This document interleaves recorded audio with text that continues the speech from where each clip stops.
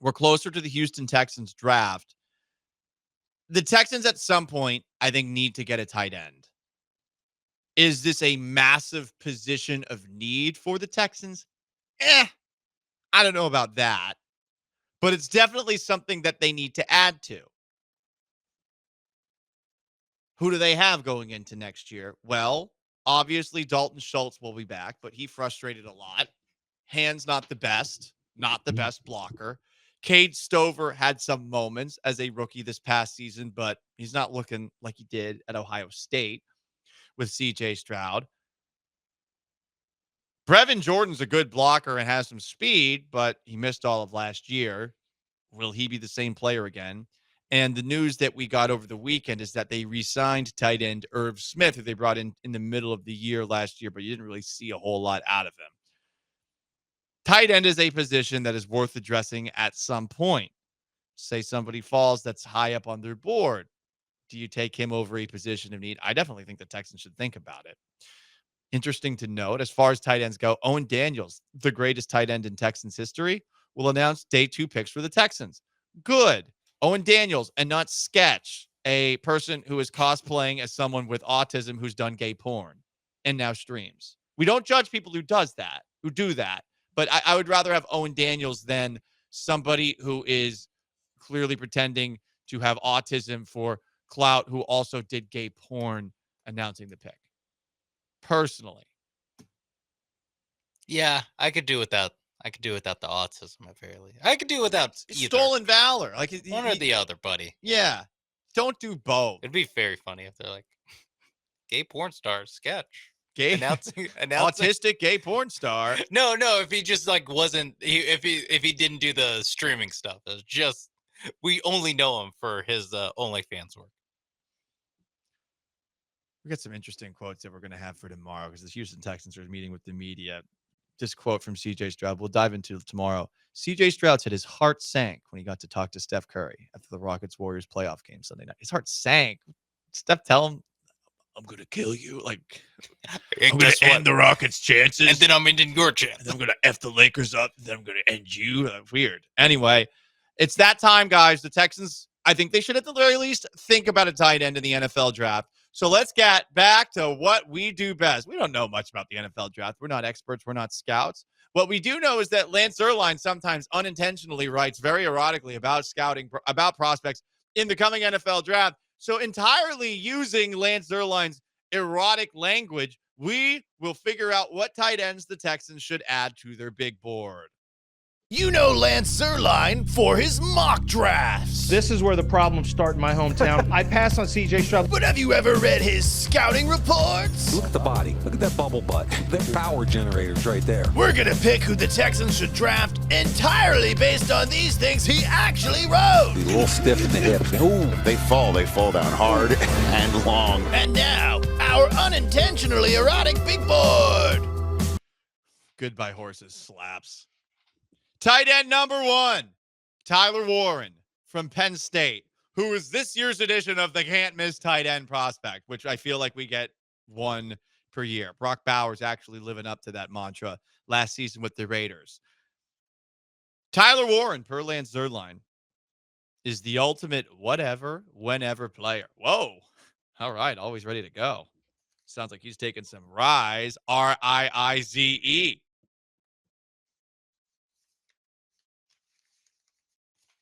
RiseHealth.com. Oh, I thought you were writing that down. Promo code 975. I listen, sometimes your brain's all over the place. Yeah. Tyler Warren, Penn State, has a good recognition of holes. Okay. Can access all 3 levels. Okay. Just like Sketch. Hips are smooth, getting in and out. Doesn't need much workspace. Well, that doesn't sound great when you really think about it. Yeah, I guess that I was, yeah. So that's Tyler Warren. The ultimate whatever, whenever player. Bonk. We'll put Tyler Warren on. Yeah. I like that. The majority, even the downside, I was like, it's not all downside, but yeah, I'm good with him on. Prospect 2, Colston Loveland. What is he, a butler? From Michigan. Snatches the ball over his head. Quick. Sticky hands. Again, Lance Zierlein wrote this. But will get ragdolled. Out. Whoa. I don't want my tight end getting ragdolled. No, especially not a tight end. I don't want anyone on my team getting ragdolled, but tight end especially. They need to get more physical at that position. Prospect 3, Mason Taylor from Louisiana State University. Hall of Fame bloodlines. He is Jason Taylor's son. Jason Taylor was awesome. For those who don't remember, with the Dolphins back in the day. The only Dolphin that I've ever, as a Patriots fan, been scared of. And yeah, I grew up during the late stages of Dan Marino. But Marino wasn't good when I started watching football. Not at that point. Not in 96, not in 97.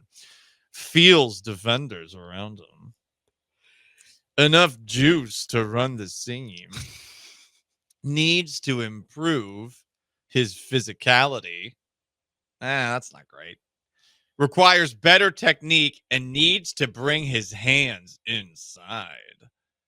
Yeah, I'm not feeling this. No, he needs someone older to mentor him, perhaps. Right.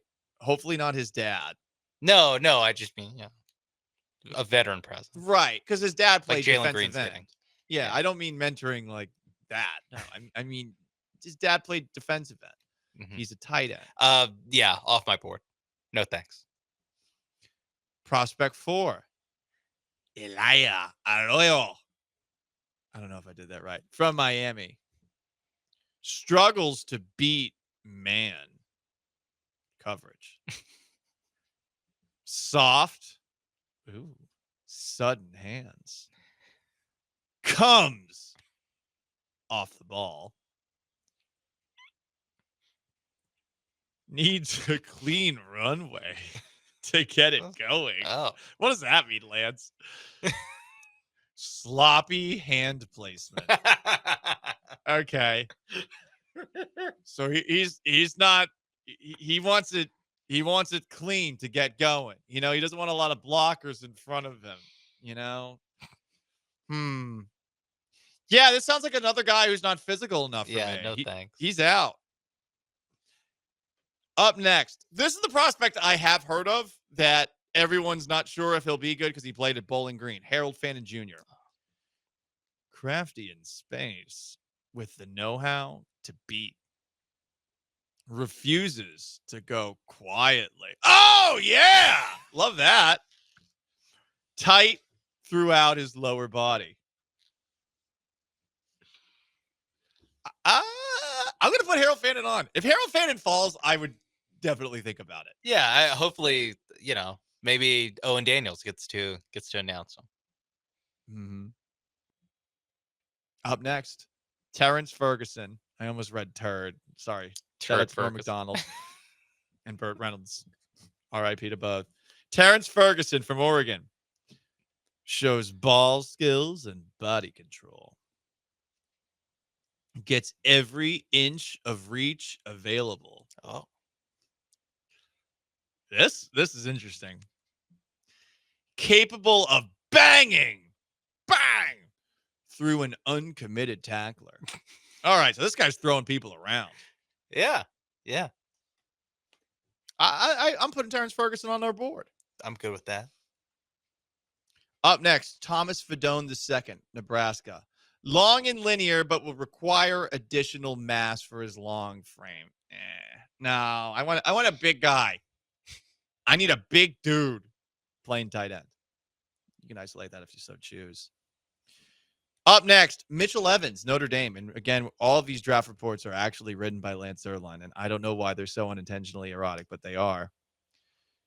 Mitchell Evans' size and has dual capacity on all three. Whoa, what? Willing to get rough with handsy people. Okay. We'll put him on. Gunnar Helm, Texas. Sean, first off, he played for your boys. Yes. Non-unintentionally erotic thoughts about Gunnar Helm. Pretty good. Would more like third, fourth round type of guy. Right. But yeah, steady. He's like a classic kind of tight end where it's like you feel good. He's obviously the security blanket for Quinn Ewers back in the day, 5 months ago. Man, that's how willing to put it in the past you are, because you're upset, of course, about what happened, huh? Yeah. Yeah, I'm sorry, bud. I mean, every time we do one of these position groups, we have It's another Texas we have guy, a Texas guy in here. Yeah. Gunnar Helm's profile: need to thicken his lowers and improve his hand usage. Too passive coming across to wham the edge on a split zone. Wow. Yeah, not a great blocker. Okay, out. Yeah. Last one. Jackson Hawes, Georgia Tech. Thump and drive. Salty demeanor. Oh. Dips and explodes hips into targets to dig them out. I like this guy. Jackson Hawes, let's go. Yeah, this seems like a guy you can get later in the round. Look, they need a blocker. They need a guy who can block. Yeah, just physicality at that position. Some physicality, some violence, okay?